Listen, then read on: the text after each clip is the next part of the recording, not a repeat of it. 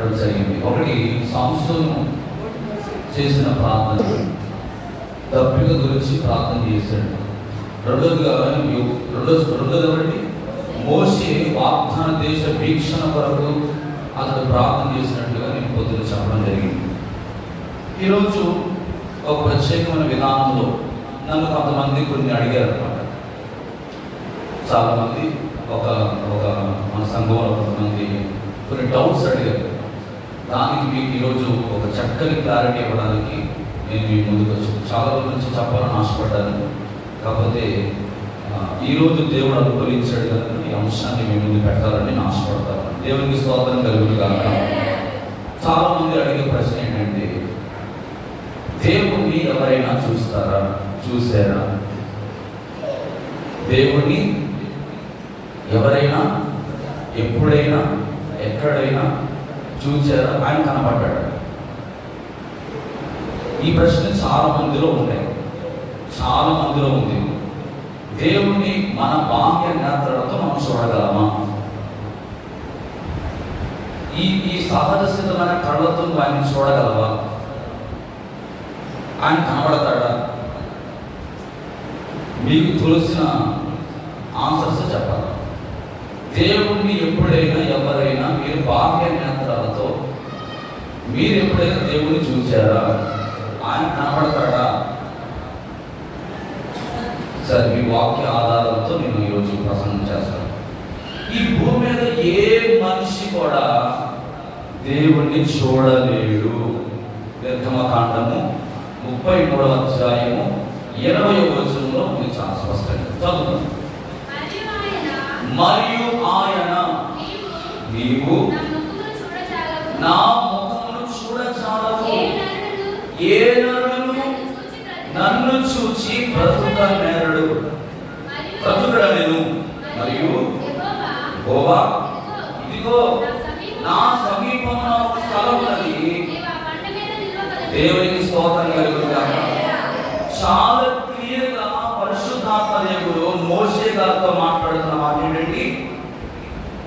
నీవు నా ముఖమును చూడచాలవు, ఏ నరుడు నన్ను చూచి బ్రతుకనెను అంటున్నాడు. దేవునికి స్తోత్రం కలుగును గాక. దేవుడిని మనం చూస్తే మనం బ్రతుకుతామా? కరుణామయుడు సినిమాలో యేసు ప్రభు కనబడేట్టు కనబడతాడు ఆయన. అదే నా రూపం. యేసు ప్రభుని ఇంతవరకు ఎవరు కూడా చూసారండి. వాక్యం చెప్తుంది, ఏ నరుడును నీవు నా ముఖమును చూడచాలవు, ఏ నరుడు నన్ను చూచి బ్రతుకడనెను అంటున్నాడు. యోహాను సువార్త 1వ అధ్యాయం 18వ వచనంలో అంటాడు కదా, ఎవడును ఎప్పుడైనాను దేవుని చూడలేదు, తండ్రి రొమ్మున ఉన్న అద్వితీయ కుమారుడే. ఫుట్నోట్లో ఏముంటుందంటే, ఏముంటుంది తెలుసా? జగదేక కుమారుడు, ప్రాచీన ప్రతులలో అద్వితీయ దేవుడే అని ఆయన బయలుపరచుకొని అని చెప్పి అక్కడ మాట రాయబడతాము. దేవునికి స్తోత్రం కలుగునా. ఏమంటాడండి? కోరి కొత్త నిబంధనలో దేవుడు గారు మాట్లాడాడు కదా అని మీరు అనుకోవచ్చు, కానీ పాత నిబంధనలు ఇలా ఉంది కదా అని చెప్పి మీరు చాలా మంది అనుకోవచ్చు. కొత్త నిబంధనలో కూడా దేవుడు ఏం చెప్తున్నాడు? ఎవడును ఎప్పుడైనాను దేవుని చూడలేదు, తండ్రి రొమ్మునున్న అద్వితీయ కుమారుడే ఆయనను బయలుపరచను. దేవునికి స్తోత్రం కలుగును గాక. ఇంకా మొదటి యోహాను పత్రిక 4వ అధ్యాయం 12వ వచనం కూడా చదివితే, ఏ మానవుడును దేవుని ఎప్పుడు చూసి ఉండలేదు, మనం ఒకరినొకరు ప్రేమించిన ఎడల దేవుడు మన యందు నిలిచియుండును, ఆయన ప్రేమ మన యందు సంపూర్ణమగును అంటాడు. దేవునికి స్తోత్రం కలుగును గాక. చూడండి, పాత నిబంధన గ్రంథంలో కానీ క్రొత్త నిబంధనలో కానీ మనం చూస్తే భూమి మీద పుట్టిన ఏ మానవుడు కూడా ఇప్పటి వరకు దేవుడిని చాలా మంది దేవుడు కనబడ్డాడంటారేంటి? దాన్ని కూడా నేను వాక్యం చెప్తాను. దేవునికి స్తోత్రం కలుగును గాక. హల్లెలూయా. చూడండి ప్రియమైన దేవుని బిడ్డలారా, చాలా స్పష్టంగా బైబిల్ గ్రంథంలో దేవుడు తన గురించి తాను ఏ విధంగా కనబరుచుకుంటాడు అనే విషయాన్ని ఈ రాత్రి లేఖన ఆధారంగా మీరు మీ ముందు పెట్టాలని ఆశపడతాను. చాలా జాగ్రత్తగా వినాలి. హల్లెలూయా.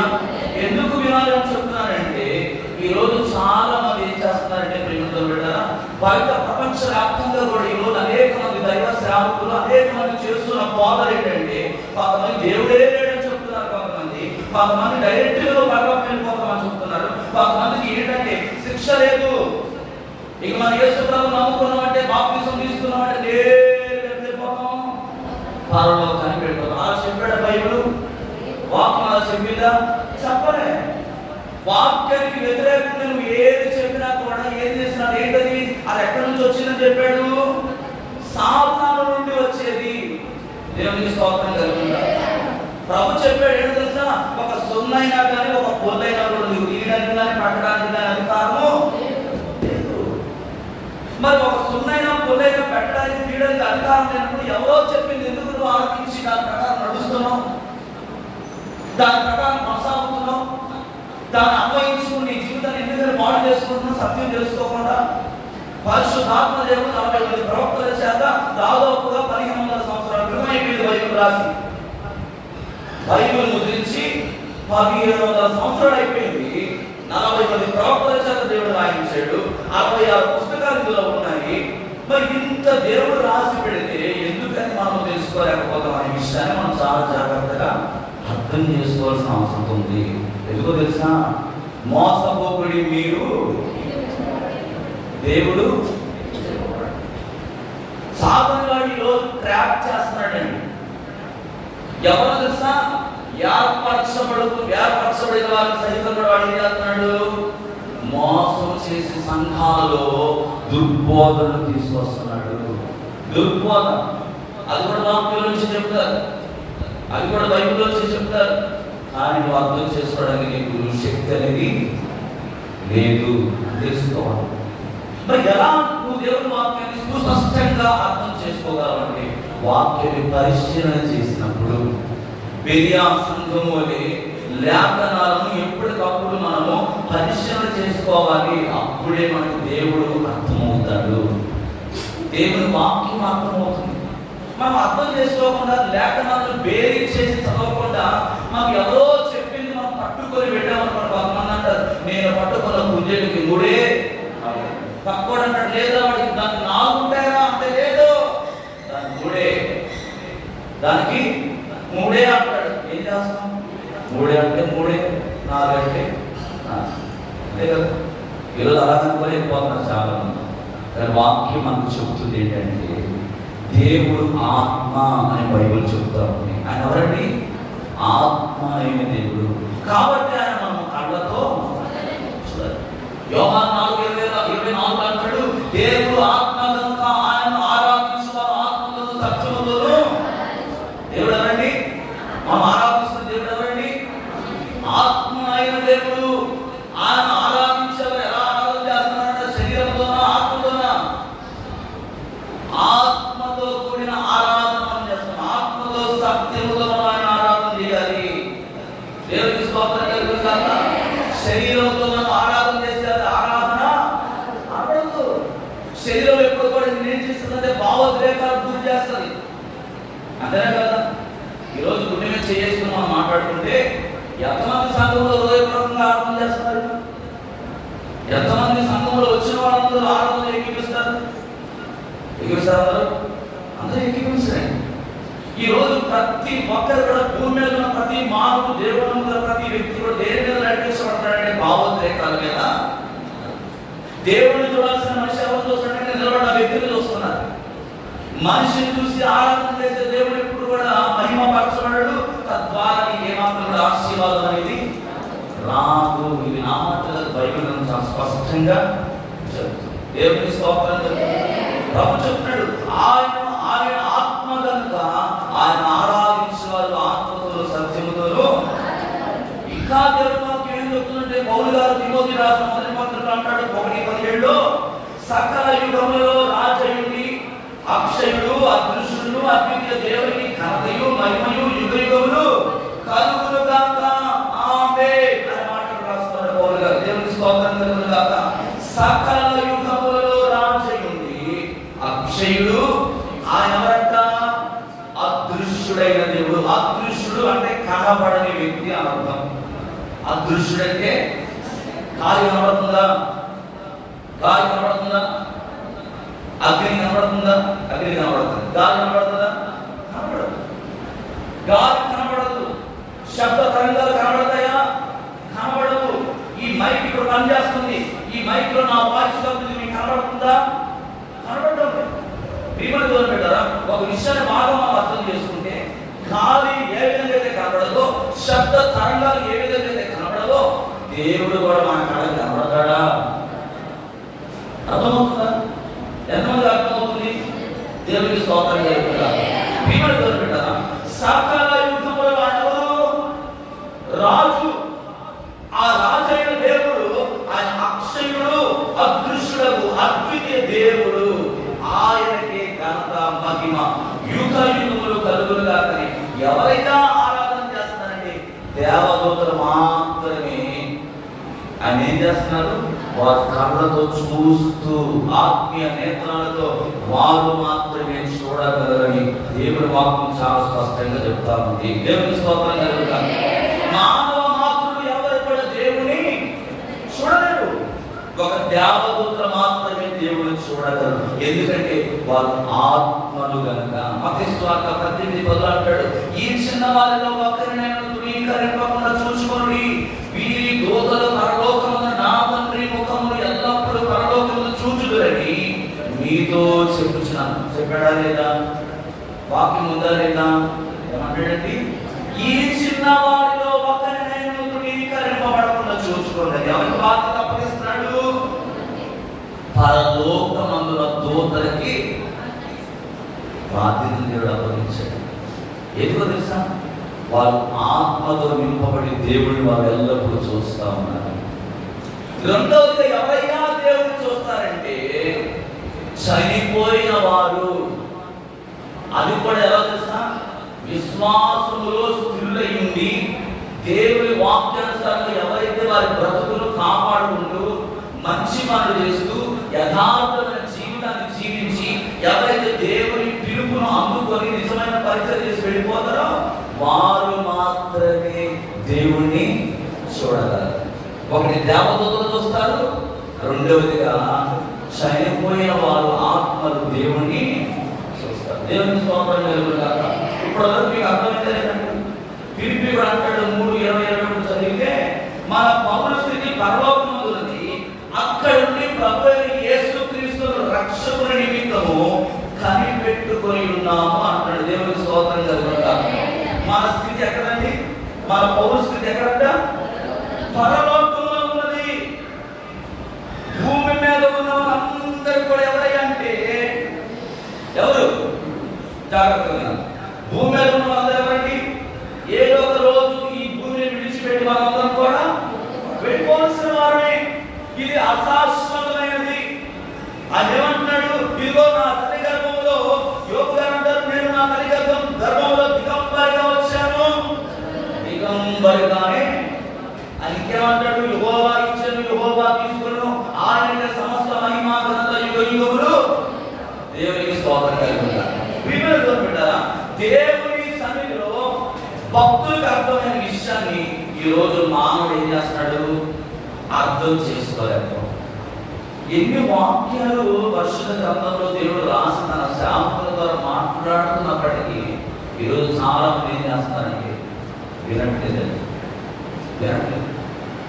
మొదటి యోహాను 3:2 అంటాడు, ప్రియులారా, ఇప్పుడు మనం దేవుని పిల్లమై ఉన్నాము, మనం ఇక ఏమవుతామో అది ఇంకా ప్రత్యక్షపరచబడలేదు. కానీ ఆయన ప్రత్యక్షమైనప్పుడు ఆయన విన్నట్లు కానీ ఆయన చూదుము కనుక ఆయన పోలియుద్ధమని ఎరుగుదుము. ఏమంటున్నాడండి?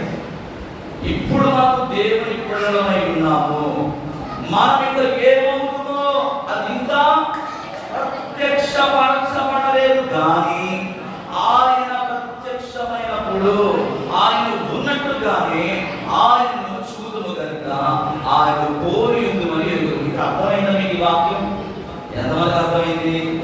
స్తోత్రం చెప్తా. ఎప్పుడు చూస్తాం ఆయన్ని?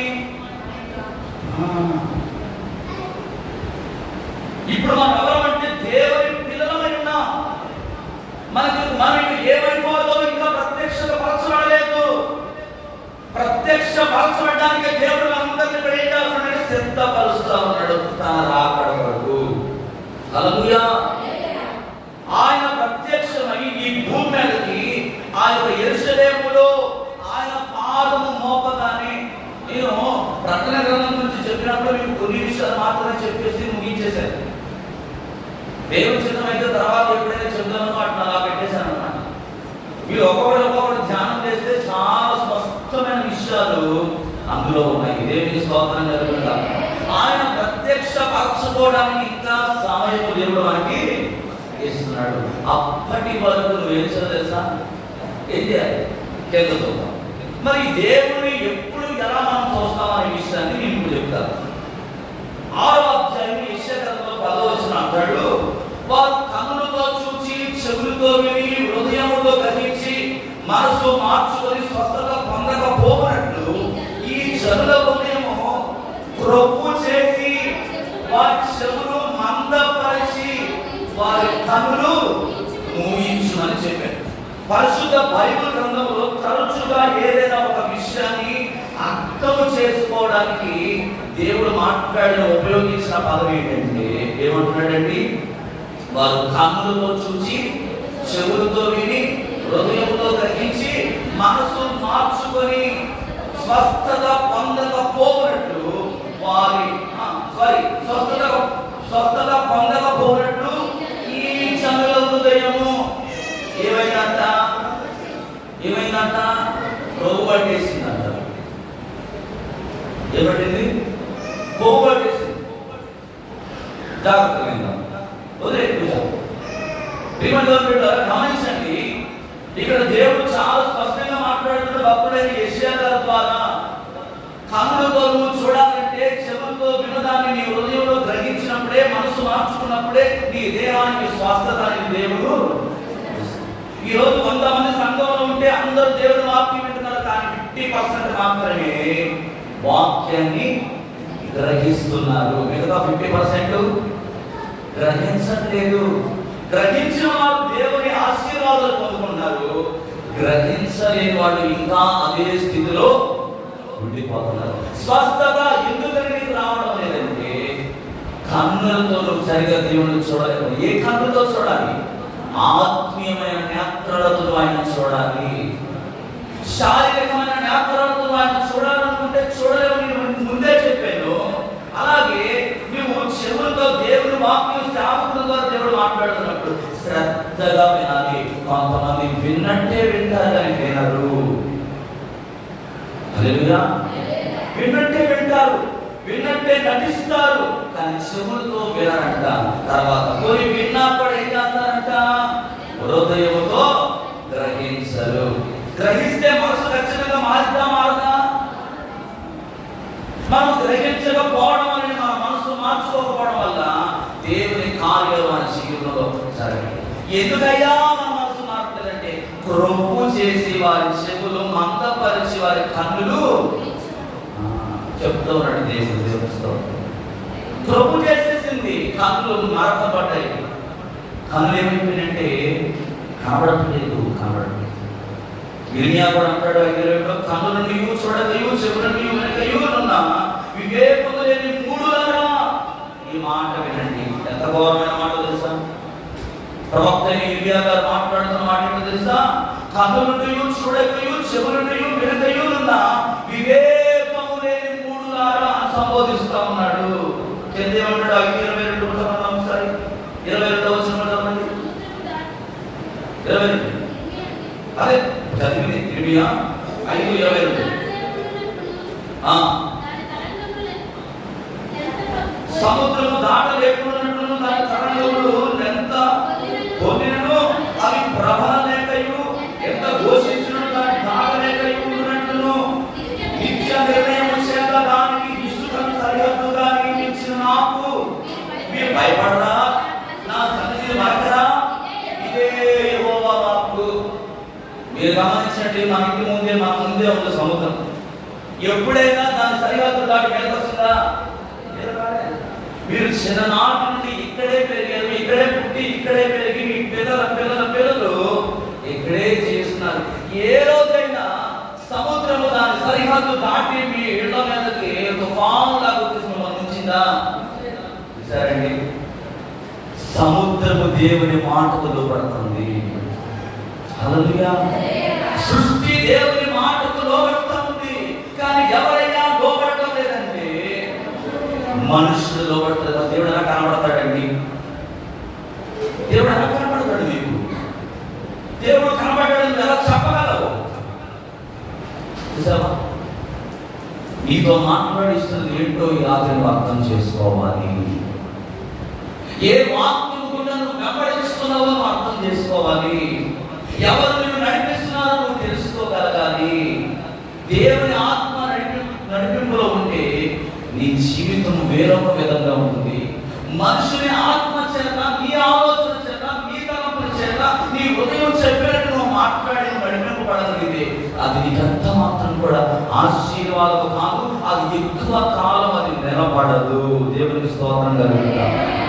దేవుడు వాక్యం చాలా స్పష్టంగా చెప్తున్నాడు. సముద్రము దాటలేకున్నట్టు దాని తరంగములు ఎంత పొర్లినను అవి ప్రబలలేకయు ఎంత ఘోషించును దాన్ని దాటలేకయే ఉన్నట్లు నిత్య నిర్ణయము చేత దానికి ఇసుకను సరిహద్దుగా నియమించిన నాకు మీరు భయపడరా? నా సన్నిధి మీరు వణకరా అంటున్నాడు ఇర్మియా భక్తుడు. వణకాలి మనం దేవుడి సన్నిధిలో. మనుషులు కాదు మనం వణకాల్సింది, డబ్బుల వాళ్ళు కాదు మనం వణకాల్సింది, పేరు ప్రఖ్యాతులు కలిగిన వాళ్ళు కాదు మనం వణకాల్సింది. దేవుని మాటలకు మనం వణకాలి, దేవుని సన్నిధికి మనం వణకాలి, దేవునికి మనం భయపడాలి. ఈరోజు మనుషులకు భయపడిపోయి చాలా మంది ఇష్టానుసారంగా జీవిస్తూ ఉంటారు. దేవుని పక్కన పెట్టేశారు. ఎప్పుడో దేవుని సన్నిధి అంటే భయం లేని జీవితాలు జీవిస్తూ ఉన్నారు. ప్రభు సన్నిధి అంటే కొడుకు లేదు, భయం లేదు. విచ్చలవిధానమైన సంఘాల్లో ఈరోజు చాలా మంది ఏర్పడి చేస్తా ఉన్నాయి. ఎందుకని కార్యం జరుగుతాయి? ఎందుకని కార్యం జరుగుతాయి? ఎందుకు నూతనాత్మలు వస్తారు? ఎందుకు సంఘము అభిషేకం దీవించబడే స్థితిలోకి వెళ్తుంది? ఇవన్నీ కారణాలు కాదా? ఇవన్నీ దేవునికి అవిధేయమైన జీవితాలు కాదా? ఇవన్నీ దేవునికి అరిష్టమైన నడవడిక కాదా? ఈరోజు ప్రభు చెప్తున్నాడు, దేవుడు నువ్వు చూడాలంటే, దేవుని నువ్వు నీ నేత్రాలతో ఆయన కలుసుకోవాలంటే నీ జీవితంలో ఏమి కూడా ఉండకూడదు. యోహాను సువార్త 9వ అధ్యాయం 39-41 చదివితే, యోహాను సువార్త 9వ అధ్యాయం ఒకసారి త్వరగా గీద్దామా? యోహాను సువార్త 9వ అధ్యాయము 39-41. అప్పుడు యేసు చూచిన వారు గుడ్డివారు కావాలను అను తీర్పు నిమిత్తము నీ లోకమునకు వచ్చిందని చెప్పాను. ఆయన యొద్దకు పరిశుద్ధుడు కొందరు ఈ మాట విని నీవు గుడ్డివారని. అందుకు యేసు మీరు గుడ్డివారైతే మీకు పాపం లేకపోదు కానీ చూచుచున్నామని మీరు ఇప్పుడు చెప్పుకుంటున్నారు కనుక. చూసారండి అంత క్లియర్గా ఉందా? ఏమంటున్నాడండి? యేసు చూడని వారు చూడవలను, చూచువారు గుడ్డివారు కావాలను ఆ తీర్పు నిమిత్తము నీ లోకమునకు వచ్చిందని చెప్తా ఉన్నాడు. కాబట్టి ఈరోజు ఈ వాక్యానుసారంగా చాలా జీవిస్తున్నారు. ఈ రకంగా చూస్తే ఒక వ్యక్తి విశ్వాసంతో దేవుడిని తెలుసుకున్న తర్వాత ఆయన లక్షణాలను ఎప్పుడైతే నేను పైన చెప్పిన ఈ 5 వర్సెస్ మీకు ఏవైతే నేను వాక్యాధారంగా చూపించానో వాటిలో ప్రతీది కూడా మీరు ఆయన లక్షణాలను ఎప్పుడైతే అర్థం చేసుకుంటారో అప్పుడే మీ మనోనేత్రాలతో దేవుడిని చూడగలరు. అప్పటి వరకు ఇక్కడ ఈ మాట ప్రకారం ఈ యోహాను సువార్త 9వ అధ్యాయం 39-40 వచనాలు 41 వరకు చెప్పబడిన వచనాల ప్రకారం ఈ జీవితంలో ఇంకా దేవుడిని చూడనంటే మనం చూడాల్సింది మన బాహ్య నేత్రాలు. దేవునికి స్తోత్రం కలుగుగా. ఎఫెసీ అంటాడు 1:17-18 చూపిస్తాను మీకు. ఎఫెసీ పత్రిక 1వ అధ్యాయం 17-18లో మరియు మీ మనోనేత్రములు వెలిగిపోబడినందున ఆయన మిమ్మల్ని పిలిచిన పిలుపువారైన నిరీక్షణ ఎట్టిలో పరిశుద్ధులలో ఆయన శ్వాసం యొక్క మహిమశ్వరి పెట్టిలో ఆయన క్రీస్తునందు వినియోగపరిచిన బలాభిషేకం బట్టి విశ్వసించు మనయందు మహాత్మ్యం ఎట్టిలో తన శక్తి యొక్క అపరిమితమైన మహా రీతిలో మీరు తెలుసుకోవాలని మన ప్రభువైన యేసుక్రీస్తు దేవుడే మహిమయు జ్ఞానము మహిమాస్వరూపుడు తండ్రి తను తెలుసుకున్నాడు. ఎందుకు మీకు జ్ఞానము ప్రత్యక్షతగా మనసును అనుగ్రహించినట్టు నేను నా ప్రార్థనలు మిమ్మల్ని గూర్చి విజ్ఞాపన చేస్తున్నాను అన్నాడు. దేవునికి స్తోత్రం కలుగుగాక. ఏమంటాడండి? విశ్వాసం అనే క్రియ ఎప్పుడైతే మనం చేస్తామో దేవుడిని మనం చూడగలం. దేవుడిని చూడాలంటే ఒకటి ఆయన మీద ప్రేమ ఉండాలి మనకి. రెండవదిగా ఉదారత, అంటే దేవుడిని మనం ఎప్పుడు కూడా మనకి తగ్గింపు జీవితం కలిగి ఆయన మనం చూడాలి. రెండవదిగా జ్ఞానం కలిగి దేవుడిని మనం అడగాలి. రెండవదిగా ఆయన ఇచ్చే పరిశుద్ధాత్మ శక్తిని పొందుకున్నప్పుడే మనం దేవుణ్ణి చూడగలం. రోమాంటాడు కదా 1:20లో ఆయన అదృష్ట లక్షణాల గురించి అక్కడ చెప్తా ఉంటాడు. ఆత్మ, నిత్యమైన ఆత్మ అని, దైవత్వం అని, జగత్పునాది మొదలుకొని సృష్టింపబడిన వస్తువులను ఆలోచించడం వలన తేటపరచబడుచున్నదని చెప్తా ఉంటాడు. దేవుని స్తోత్రం కలుగుగాక. దేవుడి యొక్క సృష్టి కార్యాలను గుర్తు చేసిన తర్వాత నమ్మకస్తుడైన యోబుకు దేవుడు తన కళ్ళ ముందే ఉన్నట్లు అనిపిస్తా ఉంది. 42:5 అంటాడు, వినికిడి చేత నిన్ను కూర్చిన వార్త నిన్ను వింటినైతే ఇప్పుడు నేను కన్నులారా నిన్ను చూపుచున్నాను. ఈ అధ్యాయంలో మీరు బాగా గమనించగలిగితే ఆయన మాట్లాడిన మాటకు అర్థం ఏంటో తెలుసా? నమ్మకస్తుడైన యోబు దేవుడు తన కళ్ళ ముందు ఉన్నట్లుగా ఇమేజ్ చేస్తా ఉన్నాడు. చూశాడా? యోబు చూశాడంటే దేవుడిని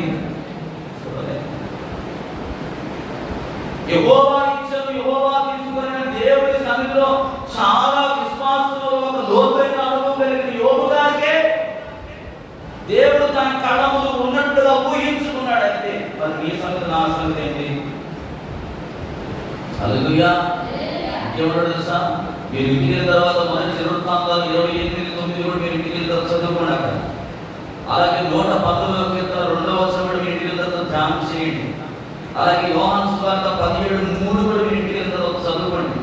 యేసయ్య జీవితం గురించి తెలుసుకోవడం ద్వారా యేసయ్య తన తండ్రి దేవుని లక్షణాలు పరిపూర్ణంగా ప్రతిబింబించాడు కనుకనే ఆయన ఈ విధంగా చెప్పగలుగుతున్నాడు. దేవునికి స్తోత్రం కలుగుతాడు. యోహాను సువార్త 14:9 అంటాడు, యేసు పిలుపు, నేను ఎంత కాలం నీ అంత ఉండినను నీవు నన్ను ఎరుగవా? నన్ను చూసిన వాడు తండ్రిని చూసినాడు కనుక తండ్రిని మాకు కనపరచుమని ఎలా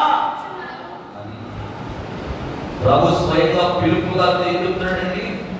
నేను ఎంతకాలం మీ యొక్క ఉండినను నీవు నన్ను ఎరుగవా?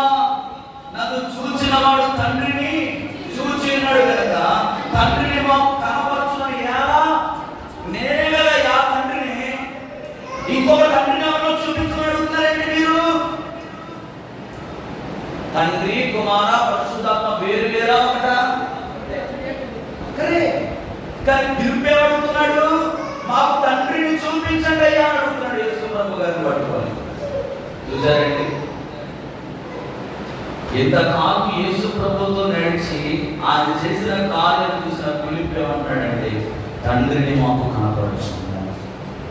ప్రియమైన దొరికింటారా? వాక్యం చాలా స్పష్టంగా చెప్తాము.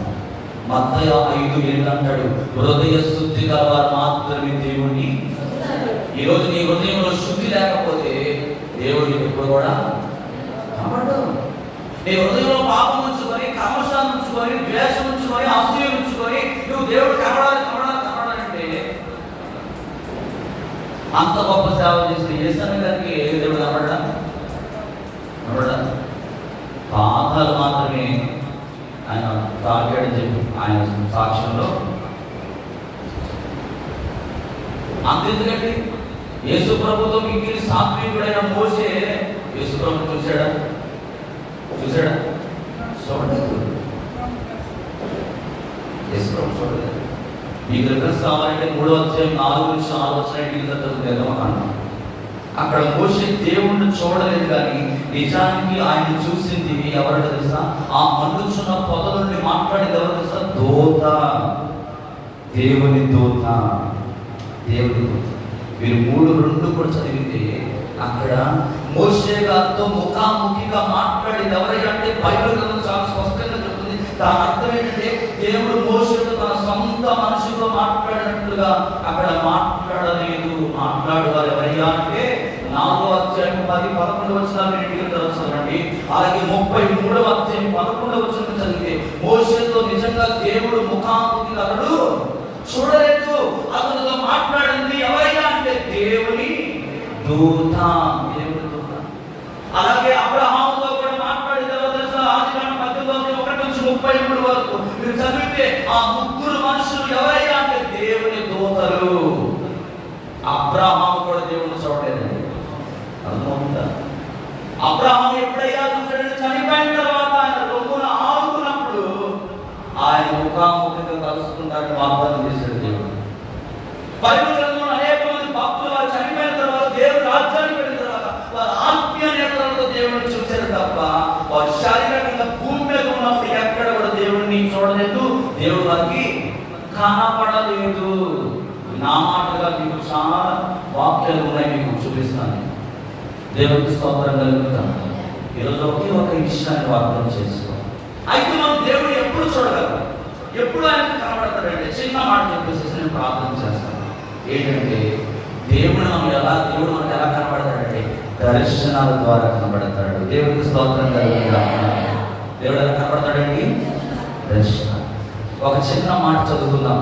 నిర్గమకాండము 24వ అధ్యాయము 9వ వచనం మీరు చదివితే, నిర్గమకాండం 24వ అధ్యాయం 9వ వచనం. తర్వాత మోషే అహరోను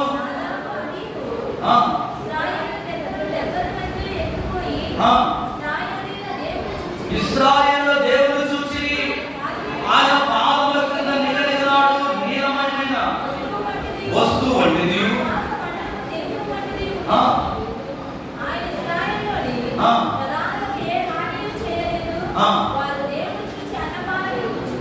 దేవునికి స్తోత్రం కలుగును గాక. ఈ మాటలో ఉన్న ఈ వాక్యంలో ఉన్న అంతరార్థం ఏంటంటే ప్రవక్తలు దేవుని చూచారని బైబిల్లో కొన్ని చోట్ల మనకు కనబడుతుంది. కానీ ఇక్కడ ఏం చెప్తున్నాడో తెలుసా? దేవుడు మనుషులకు కనిపించడు. కానీ ఉదాహరణ ఇక్కడ మోషే ఇతర ఇశ్రాయేలు దేవుడు చూసిన బైబిల్ అంటున్న మాట ఏంటంటే వాడు దేవుని దర్శనం ద్వారా మాత్రమే వారు దేవుని చూడగలిగారు తప్ప ముఖాముఖిగా వారు దేవుని చూడలేదండి. యెషయా గ్రంథము 6వ అధ్యాయం 1లో కూడా మీరు చూస్తే యెషయా గ్రంథము 6వ అధ్యాయం 1వ వచనం, 6వ అధ్యాయం 1వ వచనం యెషయా గ్రంథం 6వ అధ్యాయం 1వ వచనం ఉన్నారు. రాజైన ఉజ్జియా వృద్ధి పొందిన సంవత్సరమున అత్యున్నతమైన సింహాసనములో ప్రభువు ఆసీనుడై ఉండగా నేను చూచితిని ఆయన చొక్కాయి అంచు దేవాలయమును. ఇదేంటిది? ఉజ్జియా చూసిన నిజమా? దర్శనం చూస్తున్నాడు. ఏం చూస్తున్నాడండి? అతడు మృతి పొందిన తర్వాత దేవాలయం చూస్తున్నాడు. దేవుని యొక్క చొక్కాయి అంచులంతా దేవుని దేవాలయం నిండుకుని ఉందంట. ఆ మహిమను చూస్తా ఉన్నాడు, దర్శనంలో చూస్తున్నాడు. దానియేలు గ్రంథంలో 7వ అధ్యాయం 9వ వచనంలో ఈ మాట ఉంటుంది. దానియేలు గ్రంథము 7వ అధ్యాయం 9వ వచనం. దానియేలు గ్రంథం 7వ అధ్యాయం 9వ వచనం.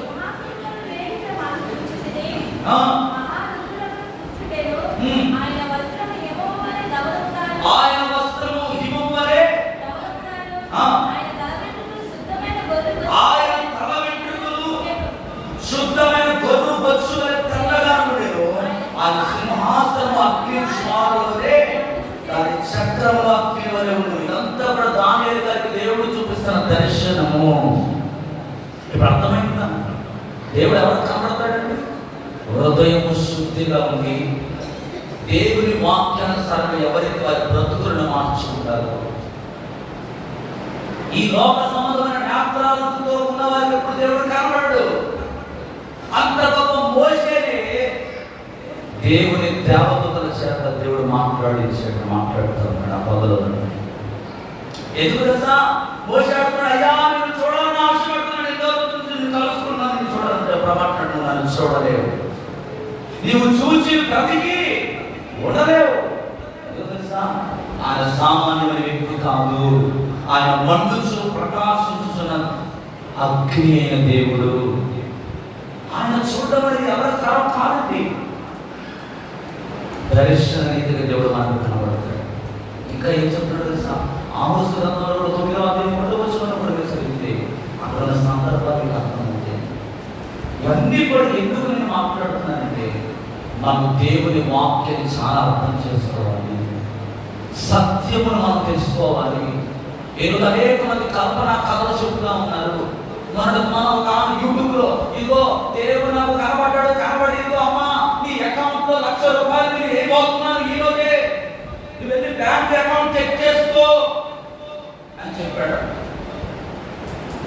ఈ రోజు చూడండి, సత్యమేదో తెలియకుండా, దేవుడి వాక్యాన్ని ఉన్నట్టుగా చదవకుండా, అర్థం చేసుకోకుండా నోటికి వచ్చిన పిచ్చి పిచ్చి మాటలన్నీ కూడా ఈరోజు చాలా మంది మాట్లాడుతూ దేవుని నామాన్ని అవమానపరుస్తున్నారు.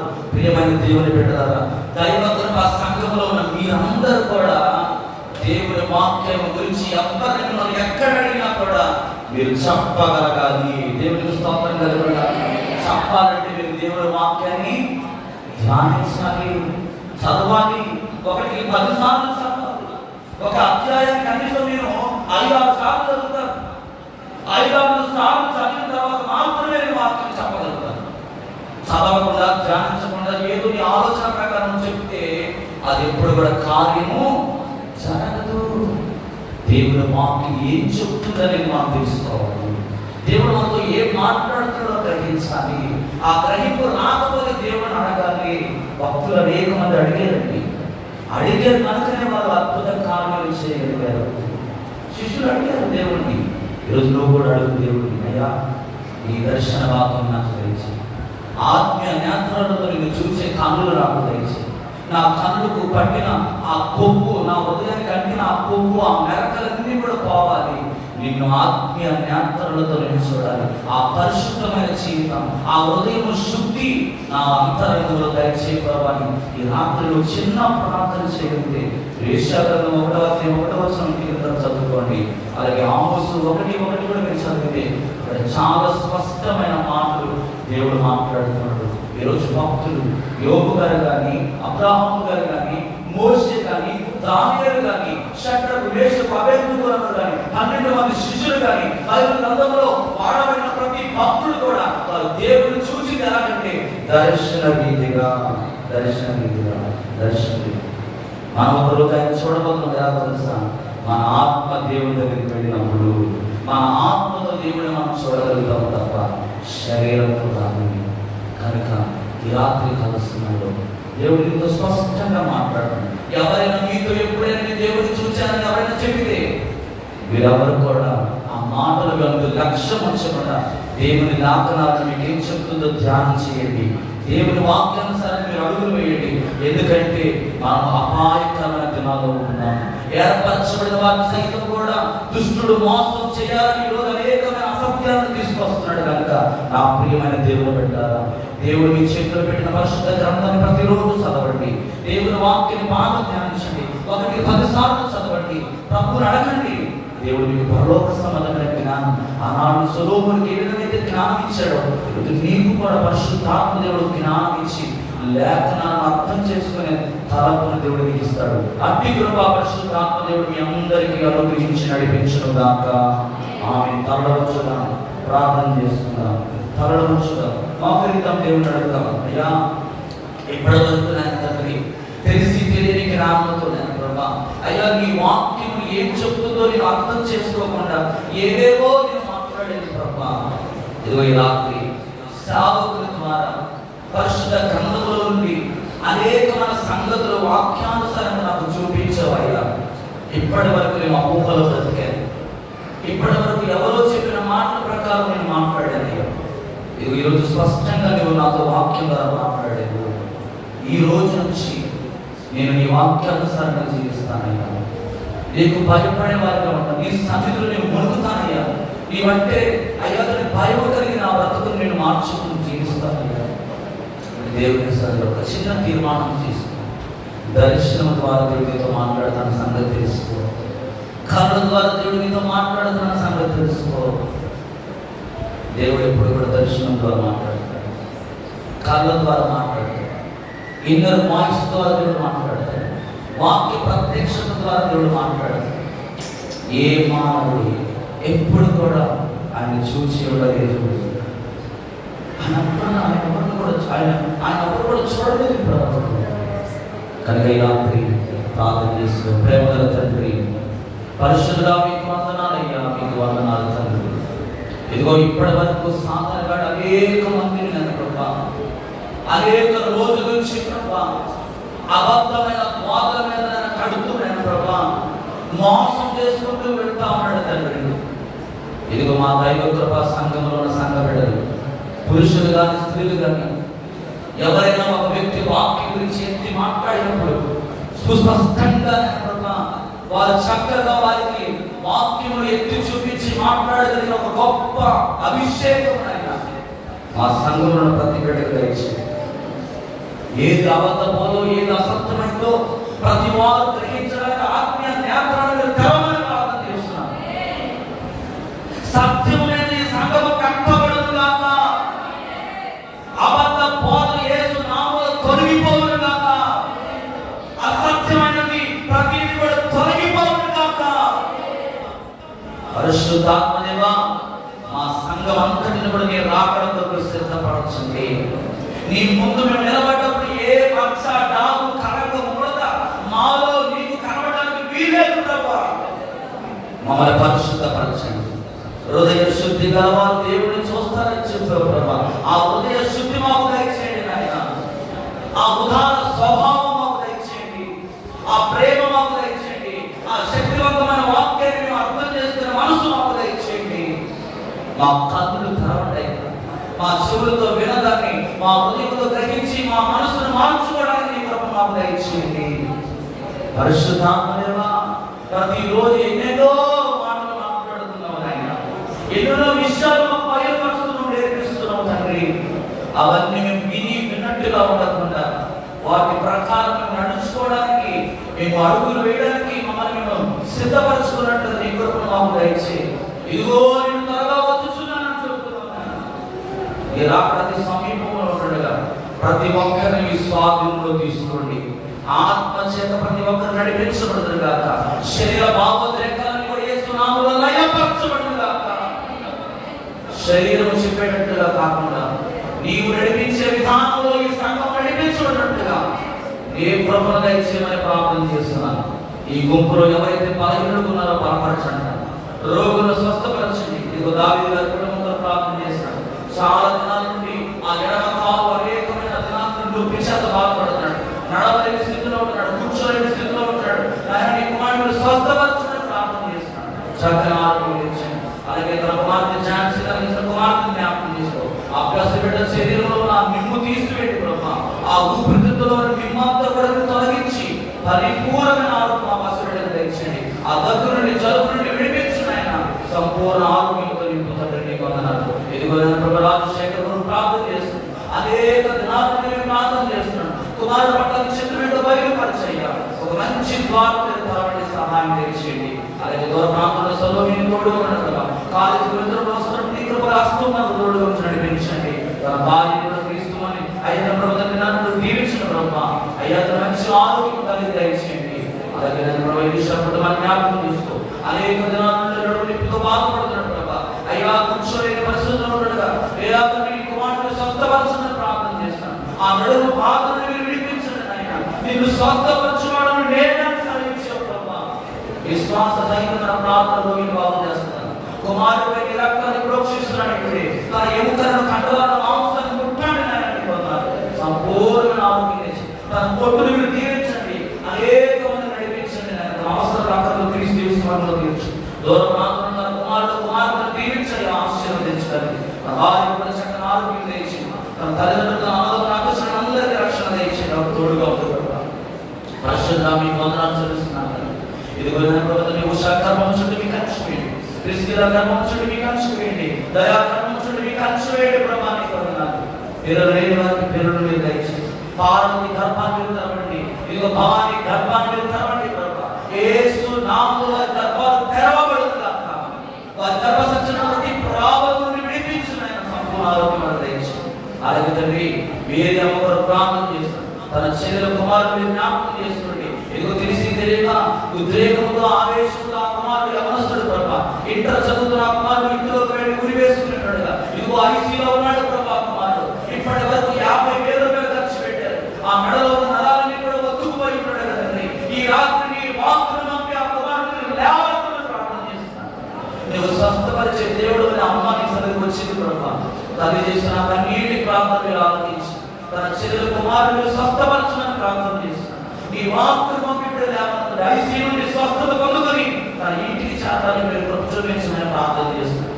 ఇంకా సంఘంలో ఎవరైతే బాధితులు ఉన్నారో పేరు ప్రతి ఒక్కరిని దీవించండి. అలాగే గంగమ్మ తన తోబట్టు వెనక తన చిన్న మరణించినట్టుగా ఆ కుటుంబానికి ఓదార్పు తెచ్చండి, ఆదరణ తెచ్చండి. అయ్యా మీరే తండ్రి లేని లోటు ఆ కుటుంబానికి తీర్చమని ప్రార్థన చేస్తున్నాను. ఇంకా సంఘంలో ఎవరైతే అనేకమైన సమస్యలు కూడా పెడుతున్నారు, నిద్ర వేడి చేత, కాపుల చేత, జ్వరాల చేత, ఒడిదుడుకుల చేత ఎవరైతే బాధపడుతున్న ప్రతి ఒక్కరిని స్వస్థత దయచేయండి. ఈ రాత్రి మంచి దర్శన, మంచి కథతో మీరు మాట్లాడి మా ఇంట్లో సమస్త మహిమాకరత ప్రభావం మీకు ఆరోపిస్తుంది యేసు నామములో. ఇదిగో తండ్రి ఈ వాక్యం ఎంతమంది లైవ్లో వినాలో వారందరి జీవితాల్లో కూడా మీరు చూపించి నడిపించిన సత్యవాక్యం మీద కట్టబడినట్టుగా సహాయం చేసిన ఈ రాత్రి మమ్మల్ని సిద్ధపరచిన యేసు పరిశుద్ధ నామములో ప్రార్థించి స్తుతించి విశ్వాసంతో ఈ మనవులన్నీ అడిగి పొందుకున్నాము తండ్రి.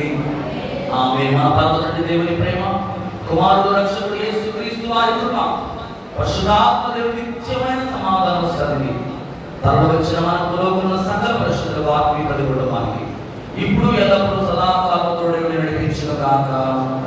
ఆమేన్. యేసు రక్తమే జయం, శిలువ రక్తమే జయం, ప్రవేశం సంపూర్ణ అపవాదులంత నాశనం యేసు నామానికి జయము కలుగును గాక. ఆమేన్. అందరికీ వందనాలండి. అందరికీ ప్రైజ్ ది లార్డ్. అందరికీ ప్రైజ్ ది లార్డ్.